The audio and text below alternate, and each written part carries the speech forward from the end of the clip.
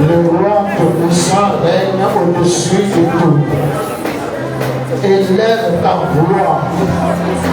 Donne-lui un message qui réjouit son cœur. Un message qui vient de ton cœur. Ce matin, fais du cœur à cœur avec Dieu. Parle-lui de ce que tu voudrais lui dire, de ce qui est en toi. Adresse-lui ce qui bout en toi. Seigneur, merci. D'éternité en éternité, tu es l'unique qui t'est révélé et qui vaut la peine d'être adoré, à qui il te rend le culte. Tu es Dieu, ô Seigneur, comme à un nom créé, un nom que les hommes t'ont donné. Tu es Dieu parce que tu es. Dans ta nature, ô Père Céleste, tu es Dieu, car seule cette nature mérite d'influencer, d'être communiquée. Seule cette nature est libre. Seule cette nature assure l'épanouissement. Cette nature assure le bien-être véritable. Seule cette nature, oh mon Dieu, assure l'utilité, la responsabilité. Tu es Dieu par ta nature. Seigneur, tu es Dieu parce que tu te donnes. Tu as révélé que tu es l'unique et jamais tu n'as pu être contesté. Oh Seigneur, et nous nous sommes capables. Nous ne connaissons que toi, Père. Nous ne voyons que toi, Seigneur. Et tu nous dis que tu es unique. Et nous croyons en cela et nous recevons pleinement.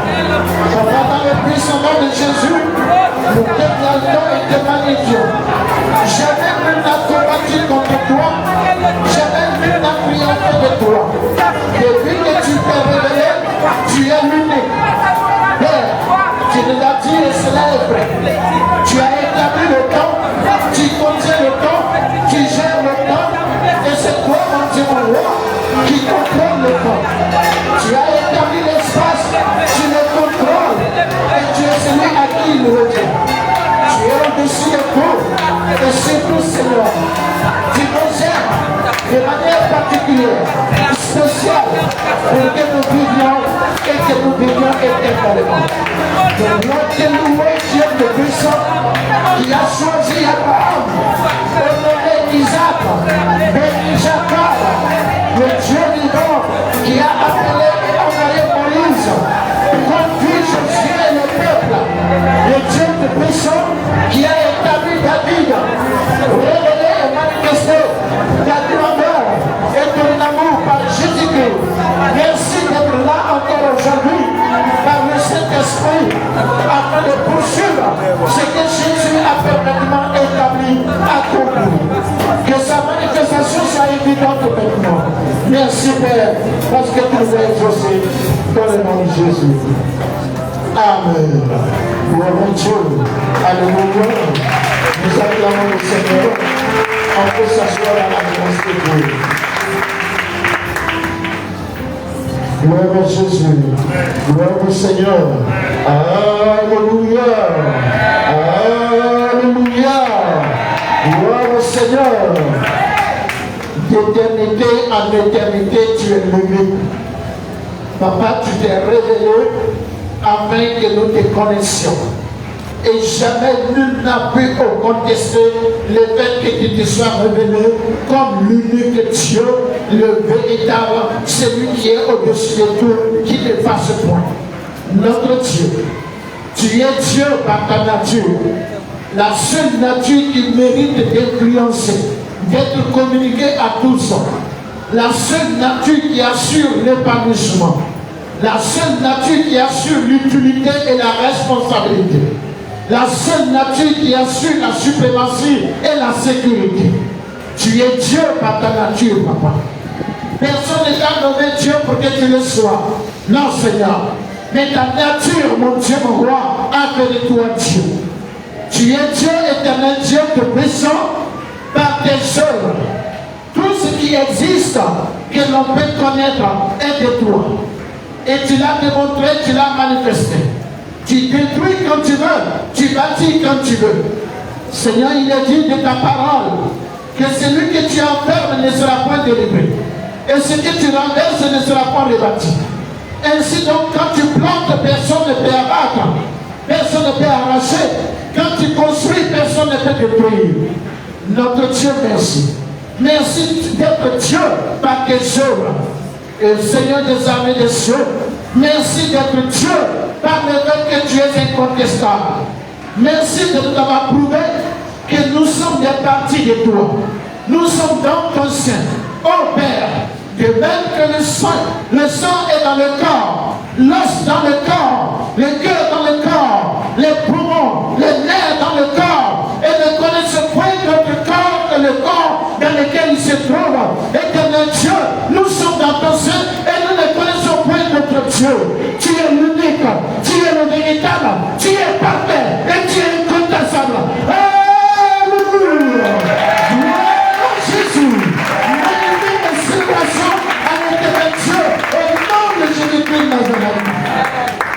Père, merci d'être Dieu, de ce que la voie que tu choisis est la souveraine. Jamais personne ne peut contester la voie que tu choisis et parvenir à la vie. Jamais personne ne peut rejeter ce que tu décides et être en sécurité. Jamais personne ne peut mépriser ce que tu honores et trouver l'épanouissement réel. Notre Dieu, si tu ne bâtis la maison, ceux qui la bâtissent travaillent en vain.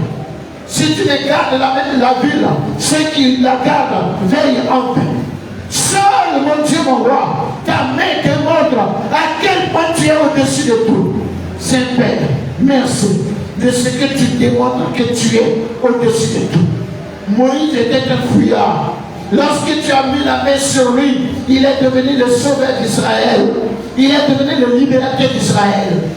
Le bâton dans sa main n'était qu'un bâton de berger. Quand tu as mis le doigt dessus, c'est devenu la verge de la libération. Père, merci de ce que tu règnes ainsi.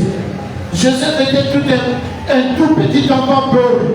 Lorsque tu as mis la main sur lui, il est devenu, mon Dieu, mon roi, Satan Panéa, le sauveur, le premier ministre de toute la terre. Il est devenu l'image de Jésus-Christ, notre sauveur, notre Seigneur, parce qu'éternel, tu as mis les doigts sur lui. Gloire à toi, Père, au nom de Jésus-Christ Nazareth. Père, l'infirme qui réussit, mon Dieu, mon roi, est beaucoup plus regardé. Parce que ce qu'il a accompli est donné seulement à ceux qui sont dans toutes leurs conditions. Mais toi, tu ne veux pas travailler avec ceux qui sont capables. Tu ne veux pas prendre ceux qui sont parfaits. Tu veux montrer que c'est toi qui agis. C'est pourquoi tu prends toujours ce qui n'est rien. Et tu en fais ce qui a la plus grande valeur.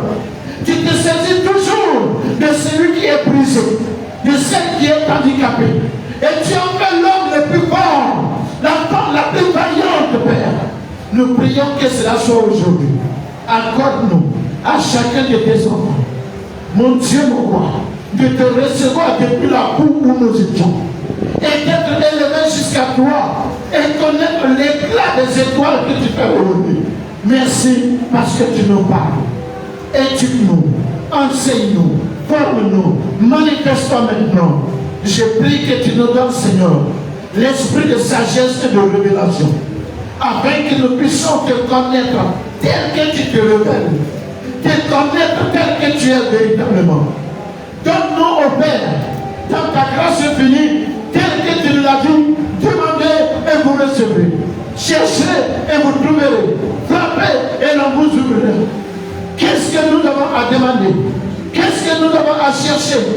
Père, tu nous as donné le mariage bien avant, la santé bien avant, l'enfantement bien avant, le travail bien avant. C'était déjà donné. Est-ce cela qu'il me demandait? Je ne le crois pas, Père.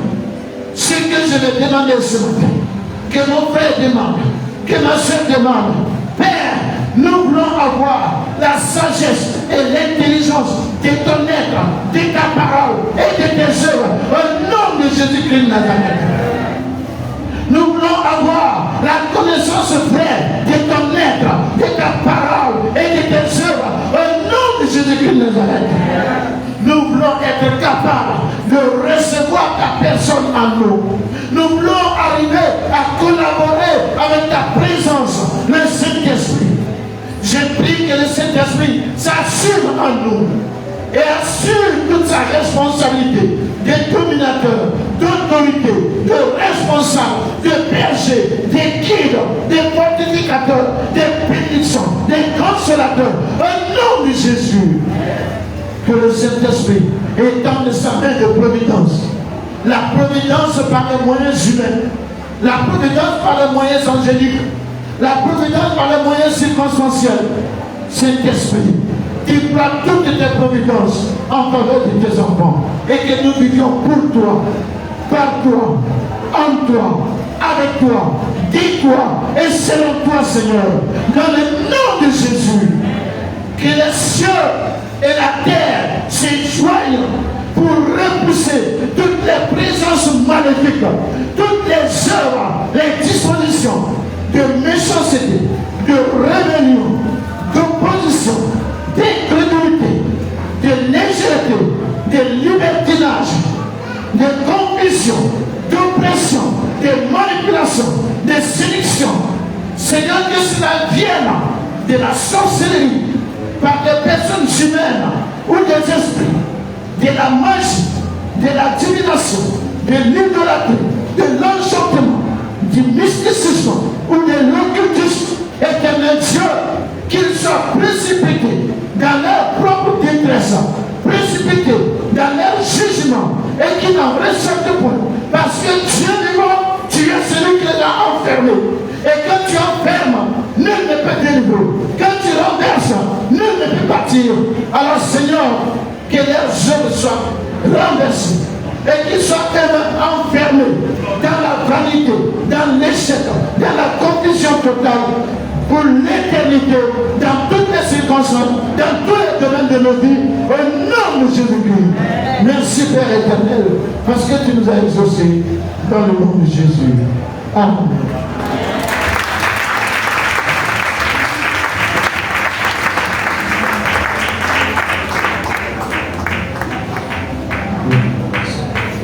Gloire à Dieu.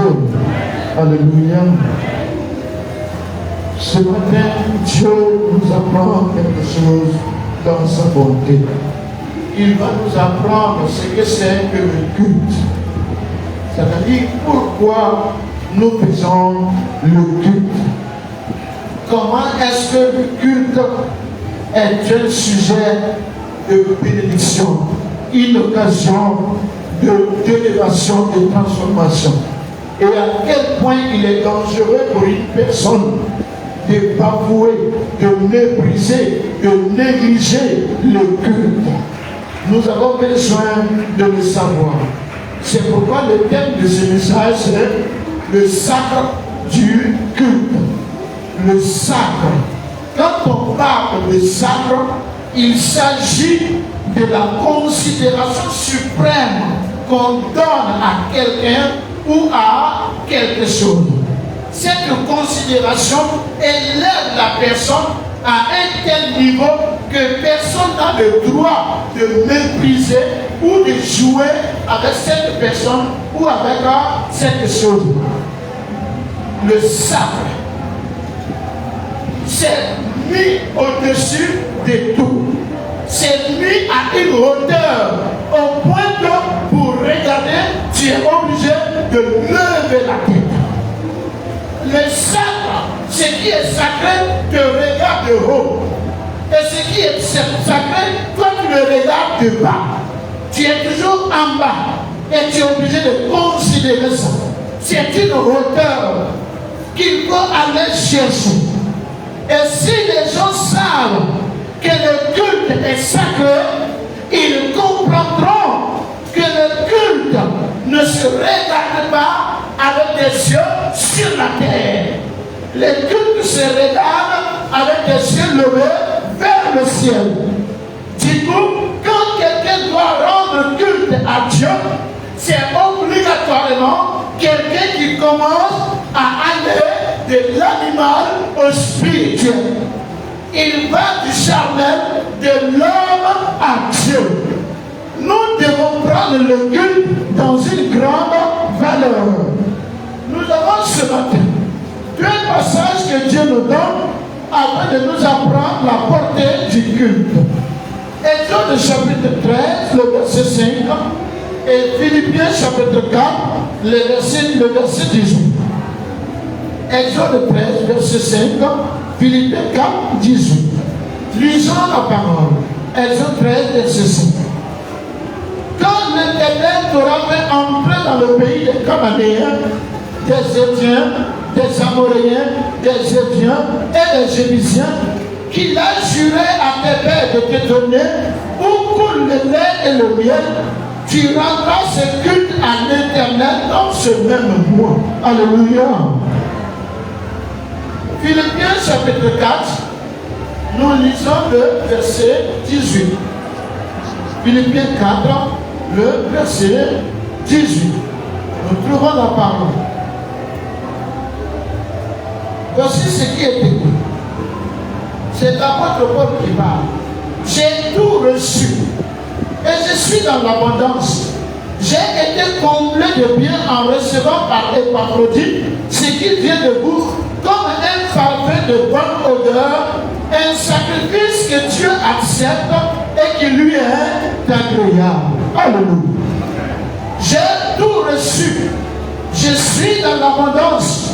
J'ai été comblé de bien en recevant par Épaphrodite ce qui vient de vous comme un parfum de bonne odeur, un sacrifice que Dieu accepte, ce qui lui est agréable.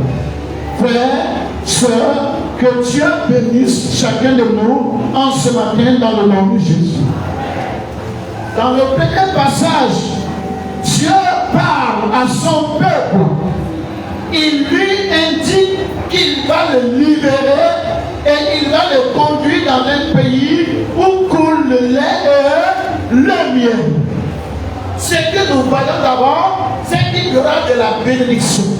On va manger, on va se réjouir, mais ce n'est pas ça qui est le premier don que Dieu fait à son peuple. Si vous êtes dans la maison de quelqu'un, quelle que soit la nourriture qui se trouve dans sa maison, ce n'est pas votre nourriture. Vous devez attendre qu'on vous serve à manger. Si on ne vous donne pas, vous ne mangez pas non plus.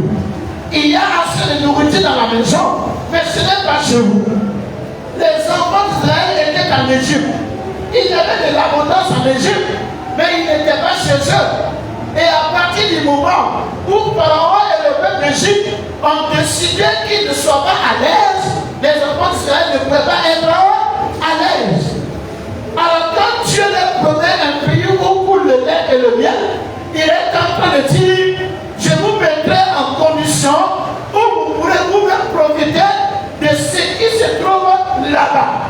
Ça veut dire que vous serez libre. C'est ce qu'il a promis et c'est ce qu'il a réalisé. Nous comprenons que Dieu demande le culte à ceux qui sont de son peuple, à ceux qu'il a libérés, à ceux qui estiment que Dieu a agi dans leur vie. C'est à eux que Dieu demande le culte. L'apôtre Paul dit, j'ai reçu de vous, les chrétiens philippiens, j'ai reçu de vous des dons et j'ai été comblé. Mais il termine en disant, cela a été un parfum de bonne odeur. Pas pour Paul. Non, Paul était déjà content. Ça va lui faire du bien. Mais ce n'était pas pour Paul. C'était pour Dieu. Le Seigneur dit, cela sera pour vous. Cela est pour vous un sacrifice que Dieu accepte. Un sacrifice que Dieu apprécie. Le cœur de Dieu est touché, est marqué, est heureux à cause de ce que vous avez fait. Je vais te faire comprendre quelque chose ce matin. Pas que moi je vais te le faire comprendre, mais Dieu me le dit à toi et à moi, à chacun de nous.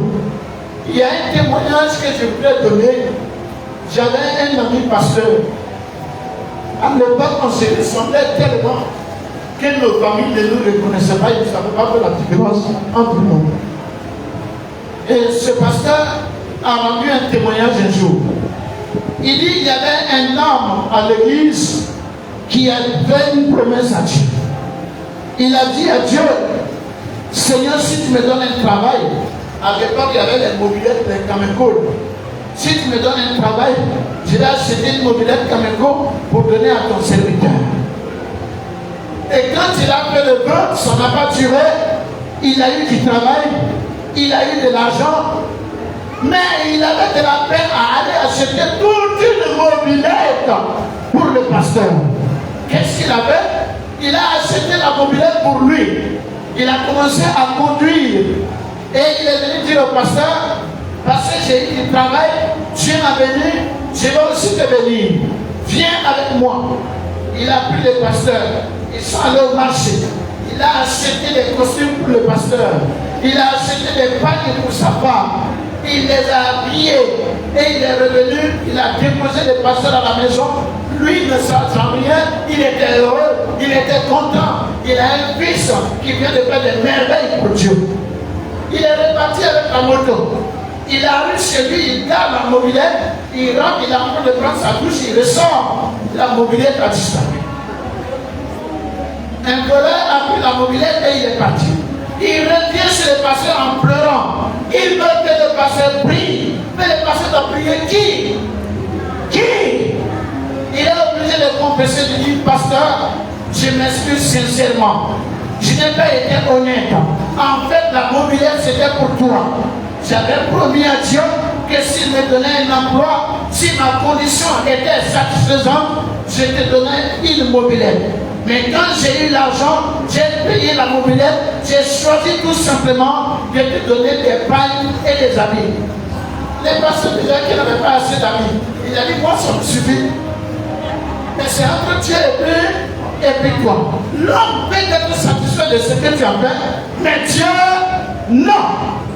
L'homme peut mépriser ce que tu as fait, mais Dieu, si. Lui, il l'honore, tu vois. Il glorifie ce que tu as fait. Il y avait lors des cultes à une synagogue des gens qui mettaient de l'offrande dans un tronc. Et une femme est venue avec 2 pièces d'argent. Jésus a dit ceci, cette femme, elle a donné à Dieu plus que tout ceci non donné. Il était touché, il n'a pas pu rester sur place. Il a réagi. Ce que cette femme avait fait a marqué le cœur de Dieu. Par contre, tous ceux qui étaient humains, qui regardaient les gestes, personne ne peut être impressionné par 2 pièces d'argent qu'on mettait dans le tronc. Quelle est la différence? Quelle est la différence? Le culte, l'esprit du culte. Tout ce que quelqu'un fait dans l'esprit du culte, cela a une grande portée. Cela demeure dans le cœur de Dieu. Et cela demeure jusqu'à la vie éternelle. Mais tout ce qui se fait, seulement selon ce qui vient de l'homme, la passion de l'homme, ça me plaît de le faire. Parce que les conditions sont réunies. Quand je viens, on va chanter, c'est intéressant. Alors pour ça, moi j'ai envie d'aller à l'église. Quand je viens, le pasteur me sourit. Yeah. Alors je viens à l'église. Mais les jours, la personne arrive, et puis le pasteur me regarde avec un œil bizarre, il s'en va et ne revient pas. Tu entends toujours les chrétiens de programme dire, cette église, les gens ne sont pas gentils là. Ils disent qu'ils sont le peuple de Dieu, mais ils ne sont pas remplis d'amour. Moi, je ne vais pas là-bas. Et il choisit un point où quand il arrive tout le monde, frère, sœur, frère, bienvenue, bonne arrivée. Et il rentre, il va sauter pour Dieu, sauter. Tu sautes pour qui? Depuis quand tu as sauté pour Dieu? Tu sautes pour le sourire des frères, le sourire des sœurs. Ce n'est pas dans l'esprit du culte. Il y a un problème. Du coup, il est essentiel de comprendre ce que c'est que le culte. On parle du culte. Lorsque quelqu'un approche Dieu, lorsque quelqu'un se présente à Dieu, dans le but, premièrement, de témoigner à Dieu qu'il est conscient de l'existence de Dieu et de son niveau suprême d'existence. Attention. Je dois démontrer à Dieu que je suis conscient. Quand on est conscient de quelque chose, ça veut dire que la chose est réelle dans notre esprit. Je n'ai pas dit j'ai pensé, j'ai imaginé. Je dis je suis conscient. Une réalité qui se présente à toi, ça occupe ta conscience. Tu le sais, tu en es convaincu, tu n'en doutes pas. Ça influence ta manière de penser, ça influence tes sentiments, ça influence tes comportements. Un jour, je poursuivais, je crois, une de mes petites soeurs pour la frapper. Elle m'avait provoqué. Je ne savais pas que notre papa était là. J'ai commencé à la poursuivre. Elle est rentrée dans la maison. Au moment où je voulais rentrer derrière elle, j'ai vu le papa qui était là. Et personne là de continuer en même temps. Pourquoi je n'ai pas poursuivi la vie? J'ai vu le papa. Je sais de quoi il s'agit. Je le sais. Ça modifie mon comportement. Tu ne peux pas être conscient de l'existence de Dieu réellement sans que cela ne modifie ton comportement. Mais tu ne dois pas être conscient seulement de son existence. Tu dois être conscient du niveau suprême de son existence. Quand quelqu'un dit je crois en Dieu, et pourtant il continue sa vie comme il l'entend, il ment. Il ment. Tu ne crois pas en Dieu. L'idée de Dieu, ça se trouve aussi dans la philosophie. On pense à Dieu, soit en disant qu'il existe, soit en disant qu'il n'existe pas, mais au moins on pense à lui. Est-ce que c'est faux? Alors pensez à Dieu, avoir la conscience de Dieu, sans que cela n'influence ce que tu es, ce que tu fais, ce que tu vis, ce que tu veux. C'est juste une pensée. Et ça, tu ne crois pas encore en Dieu. C'est lui qui rend culte à Dieu. C'est quelqu'un qui approche Dieu, qui lui témoigne qu'il est conscient de l'existence de Dieu et du niveau suprême de l'existence de Dieu. Ça, c'est important. Il lui témoigne qu'il est conscient également de la relation qu'il y a entre Dieu et lui. Frère, ce n'est pas quand toi tu dis que Dieu existe, que tu es avec Dieu, qu'il y a un lien. Que tu le veuilles, que tu ne le veuilles pas, il y a un lien entre Dieu et toi. C'est justement là ce qu'il faut comprendre. Par exemple, il y a la relation et il y a le lien. La relation, c'est lorsque un lien est vivant. Imaginez par exemple deux personnes qui se disent amis, qui ne s'appellent pas, qui ne se parlent pas. C'est à l'occasion quand ils se voient, hey, tu es là. Est-ce que ce sont des amis? Non. Non. Même ton père, si tu n'as aucun égard pour lui, tu ne le considères pas. Le fait que ce soit ton père, le fait que ce soit ta mère, le fait que ce soit tes enfants, cela ne t'oblige pas à réagir, à mener des actions. Le lien existe, mais il n'y a pas de relation. La relation appelle à la chaleur, à l'action, au rapprochement, à la mobilisation.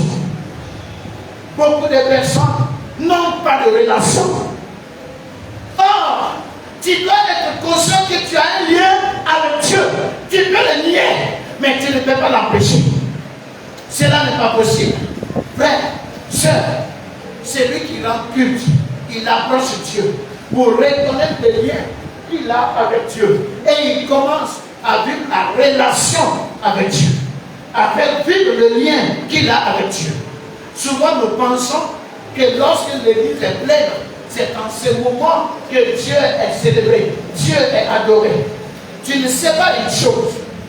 Une seule personne peut satisfaire le cœur de Dieu plus que des multitudes de personnes.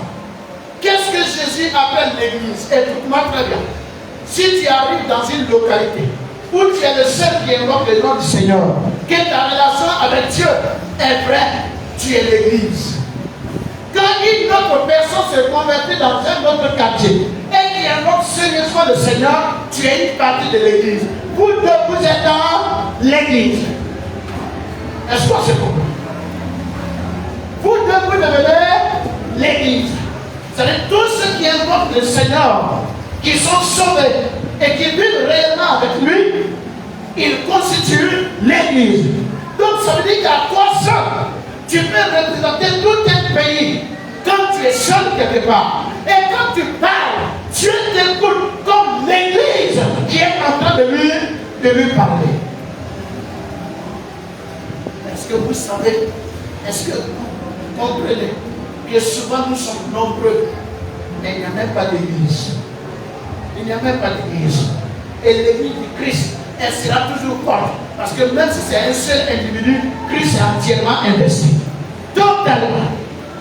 Alors quand on demande à l'église de se réveiller, c'est peut-être toi. Tu dors encore par rapport à ta nation. Tu dors encore par rapport aux réalités de ta famille. Tu dors encore par rapport aux conditions de ceux qui dépendent de toi. C'est sans doute toi l'église du Christ. Mais tu te sous-estimes. Et tu ne prends même pas ton lien avec Dieu au sérieux. Je veux que tu saches que tu es lié à Dieu. Quand Jésus est venu, son premier but, ça a toujours été de nous réconcilier avec Dieu, de nous remettre à notre place. Regardez bien, le Seigneur Jésus a fait de toi enfant de Dieu, disciple du Seigneur, serviteur de l'Éternel, brebis de l'Éternel. Il a fait de toi quoi encore? C'est-à-dire, tout ce qu'il y a comme relation, qu'est-ce que cela indique? Ça indique une seule chose. Tu es une partie de Dieu. Une partie de Dieu. Nous sommes faits de sorte que si tu n'es pas en Dieu, tu ne vis pas. Est-ce que vous avez déjà vu quelqu'un qui a perdu un bras? Ou bien quelqu'un qui a perdu un œil? Vous remarquez les comportements des gens? Ils vont saluer celui qui a perdu l'œil. Vous avez déjà vu des gens aller saluer l'œil qu'il a perdu? Personne ne s'intéresse à l'œil qu'il a perdu. Et si on va vous regarder cet œil-là, c'est pourquoi comment ça a été douloureux. C'est pourquoi comment ce monsieur-là l'a perdu. Donc on s'en fout de l'œil qui a été perdu. Mais celui qui a perdu l'œil, écoute-moi très bien, c'est Dieu qui te donne de la valeur. Sinon quand tu es enlevé, tu ne peux plus rien. Rien. Mais Dieu ne veut pas te perdre. Tu es comme c'est toi qui vis encore. Et quand tu es écarté, ce qu'on entend, c'est que tu pourrisses. Mais le corps, lui, continue de vivre. C'est pourquoi on peut dire il a un bras, il a un pied, il a un œil. Mais on ne dit pas à l'œil, il a un corps. On ne dit pas au bras, il a un corps. Non. C'est ainsi que tu es avec Dieu. Alors la relation que tu peux avoir avec Dieu, c'est pour ton propre bien d'abord. Toi-même, tu as été créé de cette façon. Pour que tu t'épanouisses, il faut que tu sois en Dieu. Il faut que tu sois avec Dieu. Si tu quittes, ça cesse. Donc c'est lui qui rend culte à Dieu. Vous comprenez ce que ça veut dire?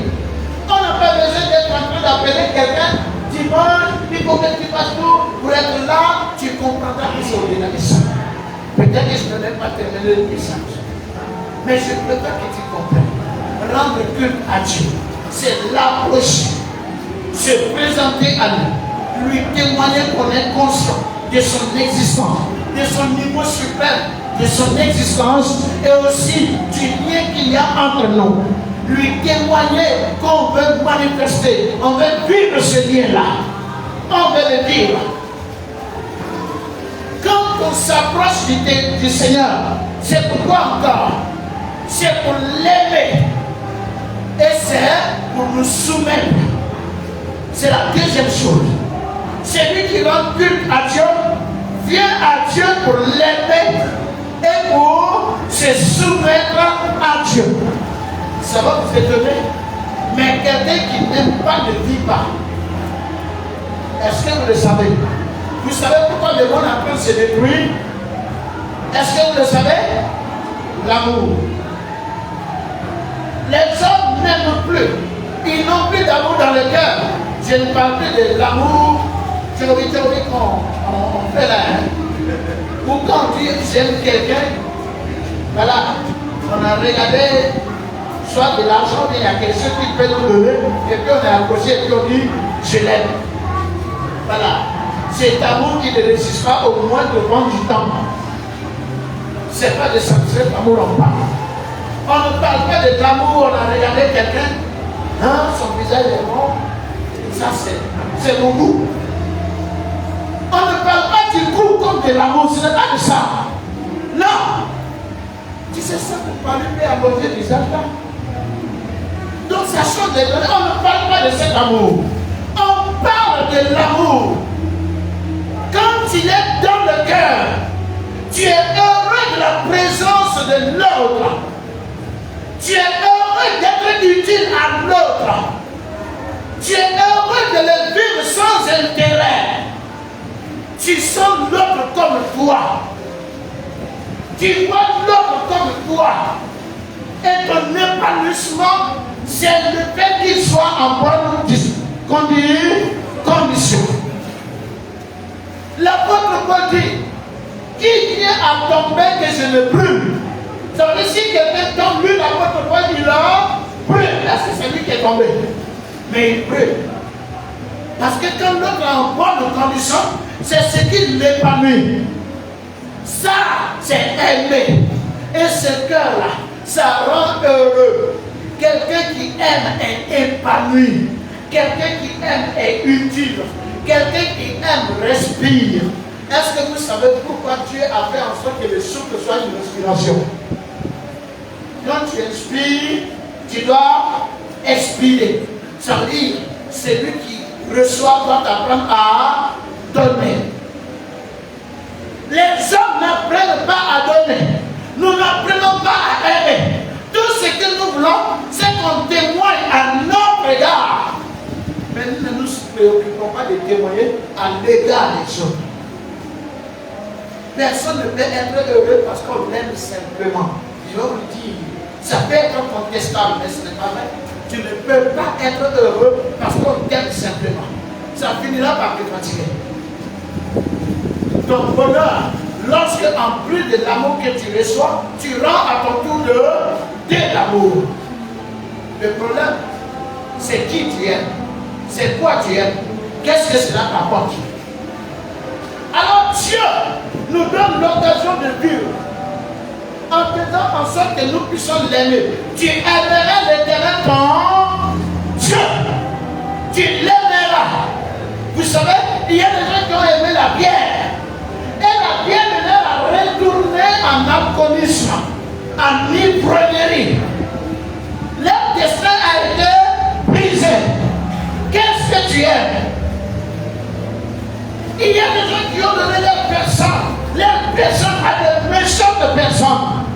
On les a retournés par la destruction. Jésus est venu afin que tu trouves celui qui doit aimer sans réserve. Et quand les morts qui t'épanouissent, parce que le retour de l'amour de Jésus, c'est un bien-être intérieur qui ne s'efface pas. Ça donne la paix, ça donne la joie, ça donne l'espérance. Alors celui qui rend culte à Dieu, c'est quelqu'un qui approche le Seigneur pour l'aimer. Pourquoi tu penses que souvent Dieu peut demander ton argent? Pourquoi? Je vois les gens et ça me reste comme moi. Même parce que nous les chrétiens, même les fidèles qui sont arrivés à l'église, qui ne sont même pas arrivés avec un bon cœur et qui ont cherché d'autres moyens, ils ont été frustrés. Quand ils repartent dans le monde, ils commencent à insulter les hommes de Dieu, ils commencent à insulter à l'église. Ils donnent l'argent dans les fétiches, ce n'est pas de l'arnaque. Ils donnent l'argent dans les magis, ce n'est pas de l'arnaque. Ils donnent l'argent dans la politique, ce n'est pas de l'arnaque. Quand ils donnent l'argent à la maison de Dieu, c'est de l'arnaque. On les escroque, on les arnaque. Mais la rue Princesse qui dégaine des milliards là-bas, ce n'est pas de l'arnaque. Ce n'est pas de l'arnaque. Mais pourquoi? Parce que ces mêmes personnes-là, la plupart étaient à l'église et puis ils sont répartis. La question est ceci. Pourquoi penses-tu que Dieu veut demander ton argent, ton temps, tes liens, ton énergie?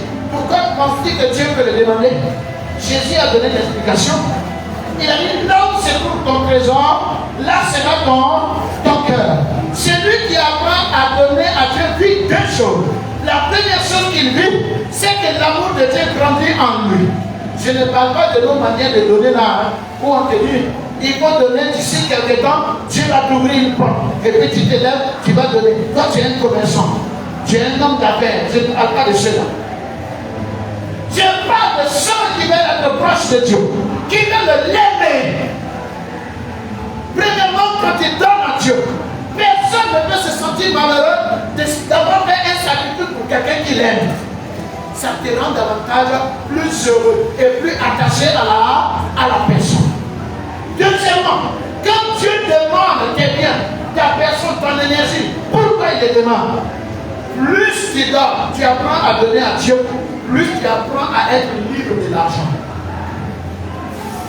Ça veut dire que tu peux ne pas avoir de l'argent, mais tu es toujours heureux en toi.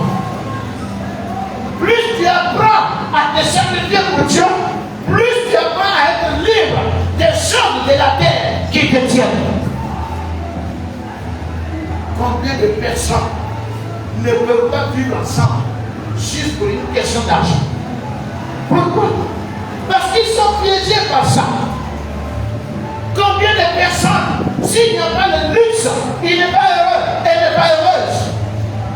Celui qui apprend à donner à Dieu, apprend à sortir de la dépendance des choses de terrestres. Et si quelqu'un est dépendant de ce qui est de la terre, il ne sortira jamais de la terre. Et si quelqu'un est concerné par la terre, il ne sera pas enlevé au ciel. Voilà pourquoi Dieu ne te demande pas d'avoir ton argent parce qu'il veut te remettre quelque chose. Dis-moi, avant que tu le donnes à Dieu, les dames qui ont poussé, tu as acheté chaque dent en combien? Non, je veux que tu me l'expliques. Quand tu as eu courant un mois, à la fin du mois, tu vas une facture. Tu as puisé l'eau un mois, à la fin du mois, tu vas une facture. Depuis que tu respires, tu as aujourd'hui une quarantaine d'années, une trentaine, une cinquantaine, une soixantaine. Quelle est la facture de la respiration? On n'a jamais vu quelque part SOREX, Société de respiration de Dieu. Facture, consommation, de novembre à janvier, de novembre 2024 à janvier 2025. Date limite de paiement, 15 février 2025. Ça veut dire que tu es mort. Tu es mort. Une bonbonne de gaz qu'on met dans tes narines pour que tu respires une heure après on enlève. Souvent c'est 300 000 francs, 500 000 francs. Toi, de le et tu n'as jamais rien payé. Maintenant, pour donner un peu quelque chose à la personne, c'est arnaque. Pour donner un peu quelque chose à la personne, non, c'est escroquerie. Pour donner un peu quelque chose, non, c'est pas normal. Quel est le problème? Qu'est-ce qui ne va pas? Écoute, si tu te tais, le secours viendra d'ailleurs. Dieu n'a pas besoin de ton argent. C'est qu'il prend de toi. C'est toi qui le prends. C'est toi qui veux. Je vous l'ai dit, la Bible est claire. Dieu ne demande pas le culte à quelqu'un qui ne croit pas en lui, à quelqu'un qui n'est pas sauvé, à quelqu'un qui ne lui a pas offert sa vie. Il ne demande pas le culte à quelqu'un qui ne l'approche pas. Non. Est-ce que tu le comprends? Alors on va terminer. Le culte donc que tu rends à Dieu, il se compose de deux choses. La première chose, on appelle ça le parfum des saints. C'est-à-dire, tout ce que tu fais dans l'esprit de la relation avec Dieu, dans l'esprit de ta soumission, voilà un terme que je n'ai pas non plus expliqué pour ne pas prolonger, j'avais écouté de côté. Dans l'esprit de l'amour pour Dieu et de la soumission à Dieu, c'est ça qui passe devant le Seigneur. C'est ça qui est le parfum. Mais je vais quand même expliquer un peu la soumission. On parle de soumission lorsqu'il y a une nécessité, qu'il y ait autorité. Est-ce que vous le savez? L'homme est un maître qui ne peut pas ne pas obéir.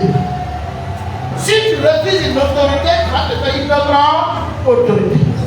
Pourquoi pensez-vous qu'il y a des faux dieux, des fétiches, des traditions, des ceci? toutes les fois où le vrai Dieu est absent dans les consciences, on va créer des faux dieux. L'homme est fait pour obéir. C'est obligatoire, c'est obligatoire. Il ne peut pas ne pas obéir. La personne qui est rebelle à tous les niveaux, vous allez trouver une obéie à la cigarette. Quand la cigarette commande, même s'il faut tuer, il va tuer. L'homme est fait pour obéir. L'homme est un récipient qui ne peut rester vide. Si tu n'es pas plein de Dieu, tu seras plein du diable. La question est, à qui es-tu soumis? À qui es-tu soumise? Parce que être soumis, c'est être dans une condition d'esprit où on est prêt à obéir. C'est ça la soumission. Il y a des gens qui peuvent obéir, mais l'obéissance n'est pas de la soumission. Parce que le jour où ils ont obéi, c'est un jour où ils étaient contents. Dieu dit bien ça, il fait. Vous voyez souvent dans les églises, les gens travaillent. Tu dois croire qu'ils sont engagés par le Seigneur. C'est faux. Vous allez trouver que souvent les leaders les impressionnent. Oui, si tu ne fais pas ça, tu seras maudit. Si tu ne fais pas ça, Dieu va te frapper. Donc on court. La seule chose qu'on va expliquer, c'est quoi? Que Dieu ne me frappe pas. Tu n'es pas soumis. Non. Alors s'il arrive à échapper au coup de fouet de Dieu, il ne fera pas ce qu'on lui demande. Ou bien vous allez trouver dans les églises, on enseigne toujours. Il faut toujours être là pour le faire. C'est là que Dieu va faire pour toi. C'est là que tu vois le frère, le zèle. Il court, il revient. À propos. Attends. Tu penses qu'il est soumis. C'est son argent, il attend. C'est son travail, il attend. C'est sa femme, son mari. Il n'y a rien d'autre. Le jour où cette condition n'est plus entre vous, entre Dieu et lui, c'est fini. Donc obéir, ce n'est pas forcément la soumission, mais la soumission est l'origine de l'obéissance. Et obéir doit amener à la soumission. Regarde-toi. Es-tu soumis? Mais à qui? À qui es-tu soumis? À qui? Si l'évangile que tu entends, si le contact avec Dieu ne te soumet pas à Dieu, tu ne l'as pas encore rencontré.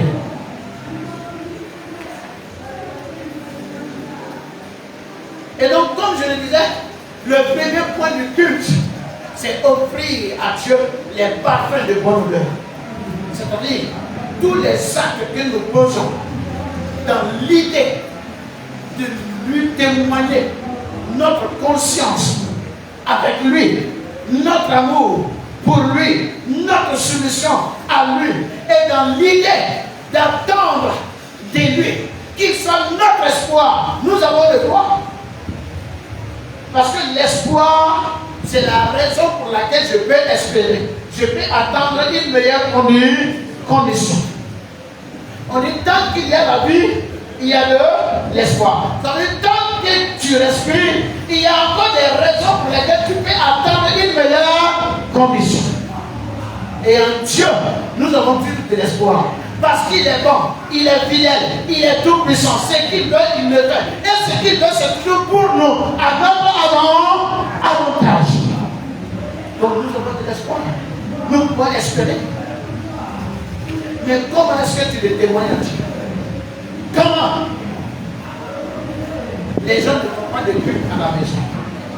Ils n'ont pas de moments avec Dieu. Le culte fait partie de ce qu'on appelle les jours du Seigneur. Quand vous lisez la Bible, souvent vous entendez parler des jours du Seigneur. Il y a les jours du Seigneur et il y a les grands jours du Seigneur.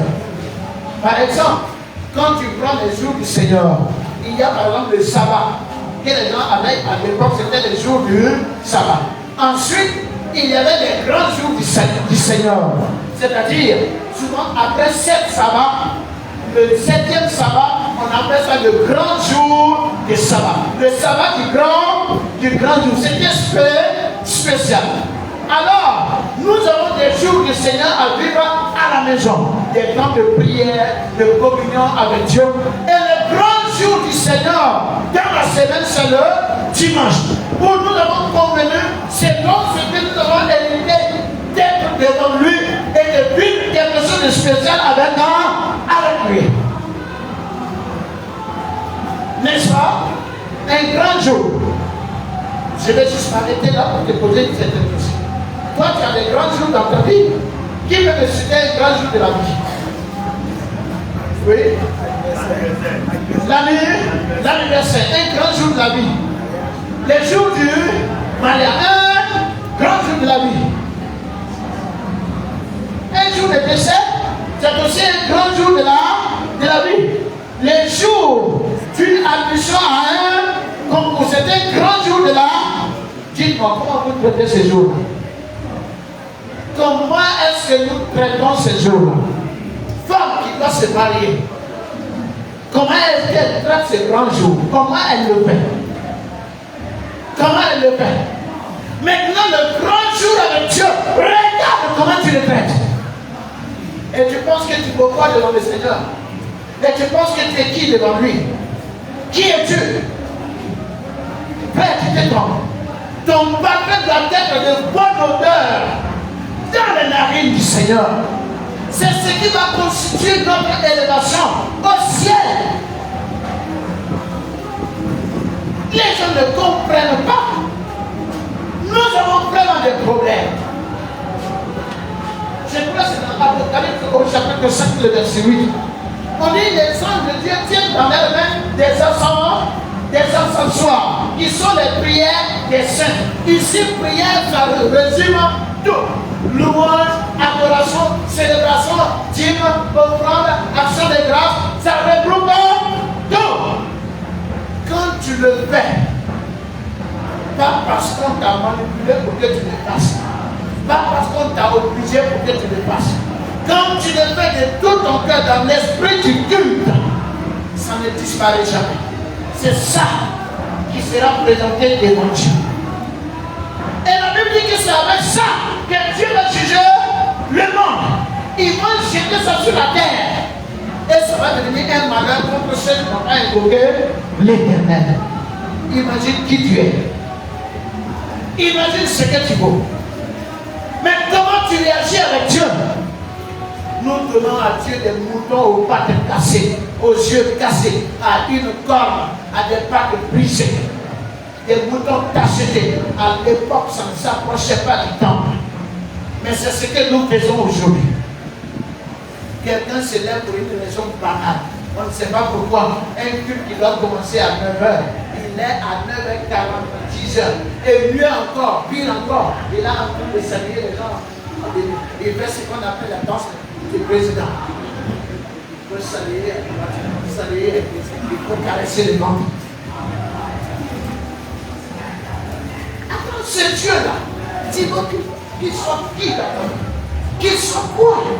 Et l'acte que tu poses, est-ce que tu en connais la portée? Est-ce que ça te dit quelque chose? Non! Quand souvent ils doivent aller prendre la ticket, si tu l'as marqué en train de lutter, pour arriver au plateau, vois comment il est en train de grouper dans les bus. Il fait le coup, il met là. Et non, au service, vois comment il insulte dans son véhicule. Et il parle. Si tu n'as rien à faire, laisse-nous passer. Il insulte.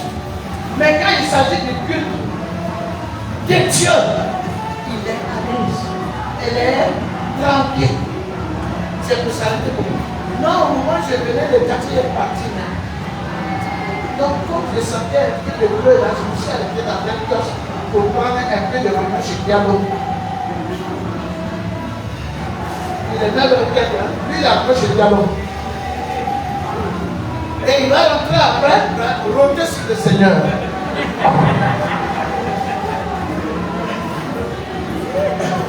Seigneur, je ne sais pas que je rôde après, j'ai un peu trop m'enfresquer.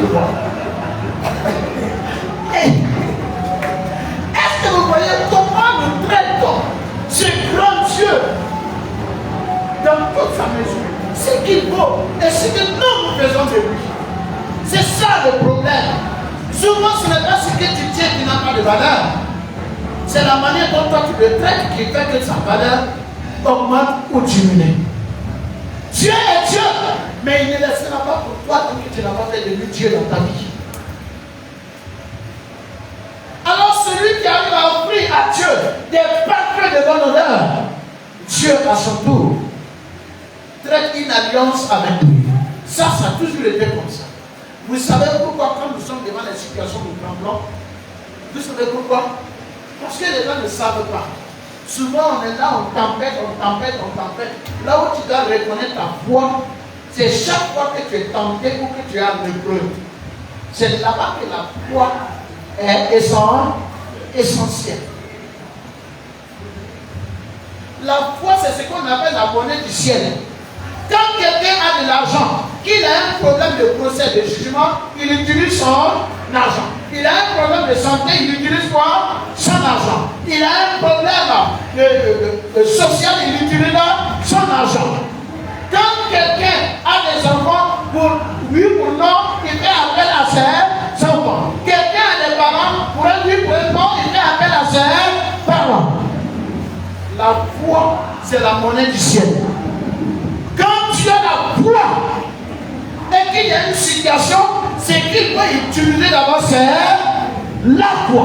C'est ça qui répond aux circonstances, aux situations. C'est ça qui répond à tout ce qui dépasse la chair. La foi règle le problème de la chair et elle règle le problème du spirituel. C'est la monnaie la plus lourde, la plus grande, la plus puissante et la plus fiable. La foi n'est jamais dévaluée. Mais ta foi se prouve quand tu es face à l'épreuve. On le voit. Les gens, quand ils sont face à l'épreuve, tout est ébranlé, tout est écroulé. Ça veut dire qu'il n'y en avait pas. Il n'y en avait pas. Et souvent, tu vois des gens, c'est quand il y a un problème de menace, de délivrance, de maladie, d'échec, ils gênent. Et ils gênent pourquoi? Pour débloquer une situation. Ça n'engage que moi. Mais c'est que moi je sais de la Bible. La foi ne vient pas pour régler les problèmes. Le jeûne ne vient pas pour régler les problèmes. Le jeûne vient pour renforcer la foi. Et c'est la foi qui règle les problèmes. La prière, les dons, les dîmes, le témoignage, tout ce que tu fais a pour but de ressourcer, renforcer, consolider la foi en toi. Et quand tu es face à la situation, c'est la foi qui apparaît et qui répond. Mettez quelque part votre argent. Où le problème ne va pas, où la ruine ne détruit pas, c'est la foi. C'est la foi. Ça, on ne peut pas voler ça au plateau. Il n'y a pas à dire, j'avais mis ma voix dans un sac ici. Quand je suis monté dans le bus, quelqu'un a levé ça et puis il est parti avec. Non, on ne vole pas la foi. On vole ta carte bancaire. On vole tes biens de 10 000. Mais la foi, elle se conserve là où tu es. Et c'est ça qu'il faut. Quand tu es bien disposé, tu cultives ta foi au jour le jour, chaque jour. Et plus ta foi est grande, plus tu es accompagné chaque jour de ta vie. Chaque jour de ta vie. Et c'est ta foi qui va t'enlever de la terre au ciel. C'est ta foi qui t'enlève du tombeau à la gloire de Dieu. Il y a des gens qui vont monter de jour où Christ va venir, mais ils vont patiner. Parce qu'il n'y a pas la foi qui les fait monter. Donc quand on rend des parfums d'honneur à Dieu, à son tour il réagit. Il manifeste sa gloire, c'est-à-dire sa présence. On dit au temps de Salomon, quand les gens ont fini, il a fini de prier, qu'est-ce qui s'est passé? La gloire de Dieu a rempli le temple. Comment toi tu reconnais la gloire de Dieu?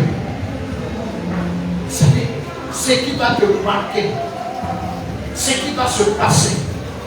Le message le plus précieux de ma vie que j'ai écouté, que je n'ai pas pu oublier, depuis près d'une vingtaine, depuis plus d'une trentaine d'années maintenant, c'est un message où on m'a insulté du début jusqu'à la fin.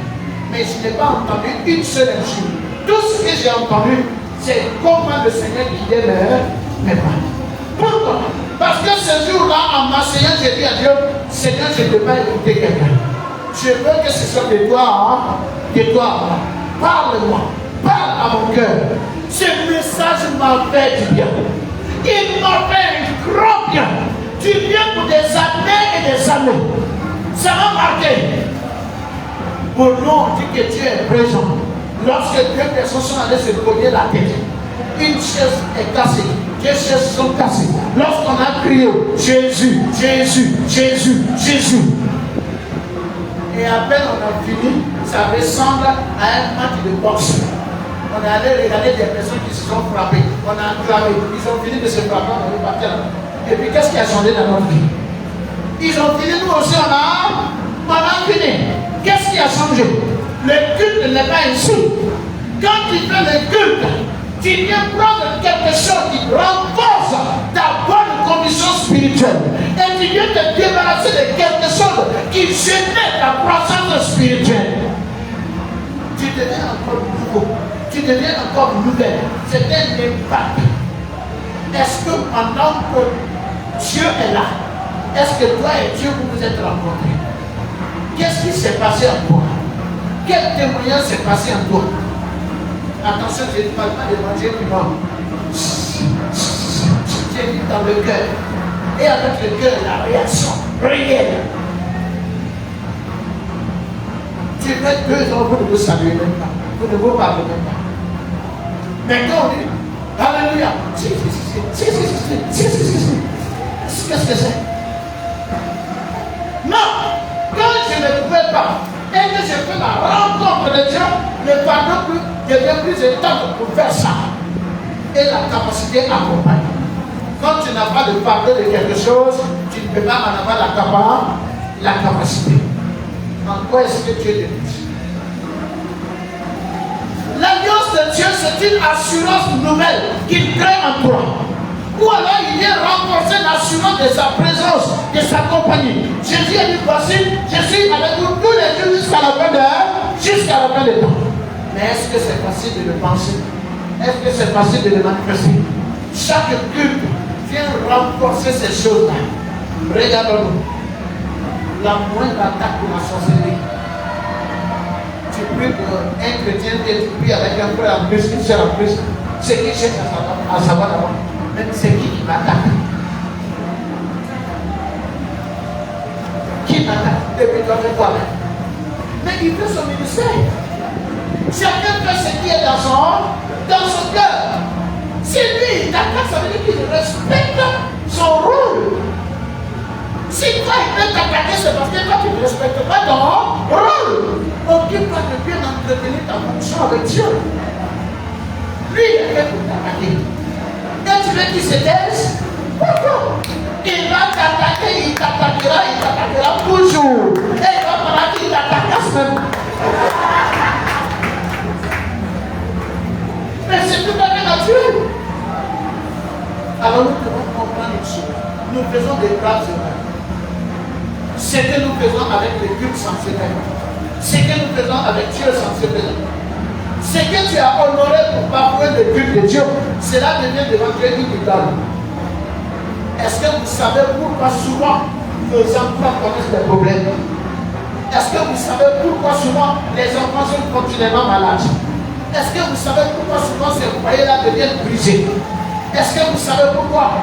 Parce que ces mêmes foyers, c'est ça que tu as pu pour dire à Dieu, je suis désolé. Regarde-moi ce foyer. À cause de ça, je ne peux pas te donner comme tu le mérites.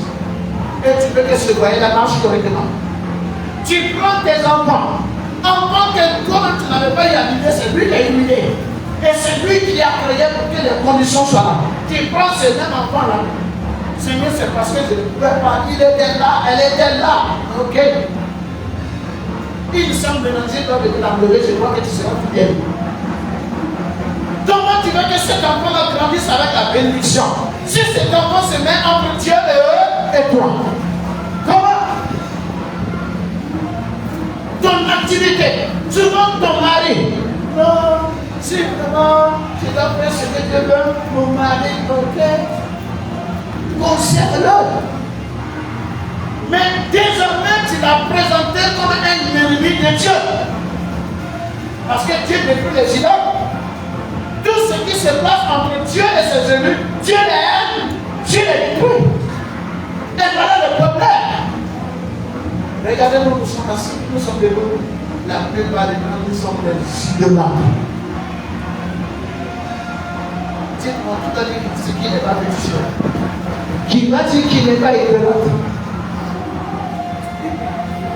Il y a quelque chose. Il y a toujours des gens à laquelle on a approché.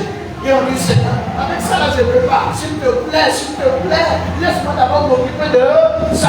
Jésus a dit, laisse les morts enterrer leurs morts. Toi, est-ce que tu laisses les morts?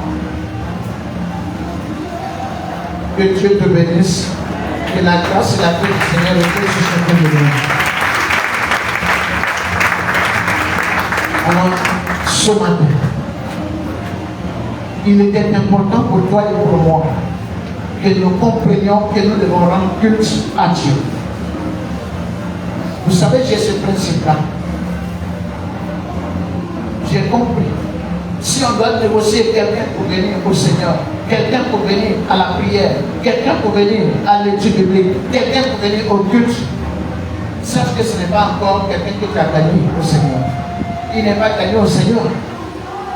Souvent, nous faisons des faux comptes à l'église. On dit, il y a combien de chrétiens?